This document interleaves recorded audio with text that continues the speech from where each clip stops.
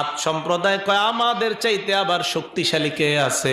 আল্লাহ কয় তাদেরকে বলেন তাদের শরীরে যেই শক্তি আছে তারা যদি ইস্তেগফার পাঠ করে, আস্তাগফিরুল্লাহ যদি পাঠ করে, বর্তমান তাদের শরীরে যেই পরিমাণ শক্তি আছে আমি আল্লাহ তাদের শক্তিকে দ্বিগুণ করার ওয়াদা করলাম।